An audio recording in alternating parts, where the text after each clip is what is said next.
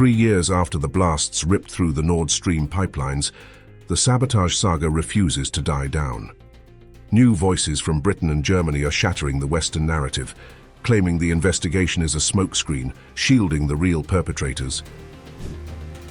David Curten, leader of the UK's Heritage Party, says London, Washington, and even Norway may be complicit.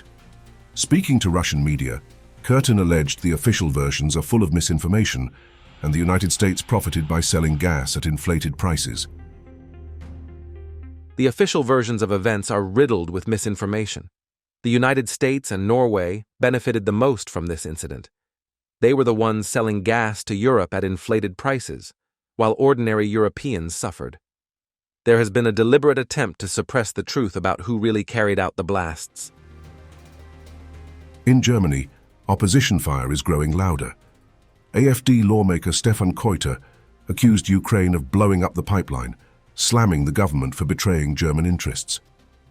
In a fiery Bundestag speech, he warned of thundering silence over the biggest attack on Germany's infrastructure.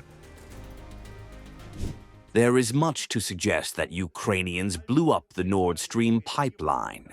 But you, our government, are acting as if nothing happened. You summon the Chinese ambassador when smog rises in Beijing. But with the largest attack on our infrastructure in the history of the Federal Republic of Germany, there is thundering silence. What if this pipeline were American?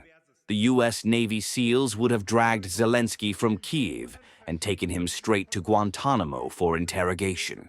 In Germany, however, there is no accountability, no sanctions, only betrayal of German taxpayers and German interests.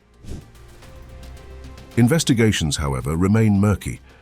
German prosecutors have charged 49-year-old Ukrainian national Sergei Kuznetsov, arrested in Italy in August, as a key coordinator of the sabotage. His extradition to Germany is pending appeal in the Supreme Court. Moscow has seized the moment.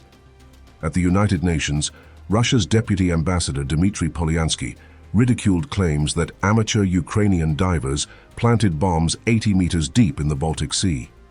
He called them scapegoats in a cover-up. Ask us to believe that a group of amateur divers are capable of putting a device, explosive device at the depth of 80 meters in the center of Baltic Sea, which is being, every inch of it is being monitored by NATO member states, and nobody is aware of this, and nobody is helping these guys, and they are absolutely rogue actors without any help.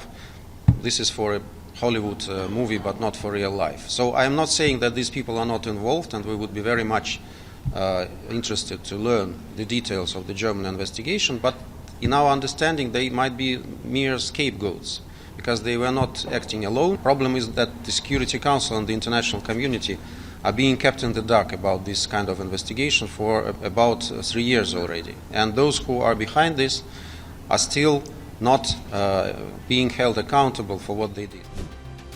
Polyansky blasted Germany, Denmark, and Sweden for blocking Moscow from investigations. He said Russia, the most affected party, has been kept in the dark, while NATO allies put the brakes on the probe. For now, the investigation is turning into a political battlefield, with UK politicians, German opposition, and Moscow all questioning the Western version of events. Russia's claims of a Western cover-up are finding new and unexpected allies inside NATO states.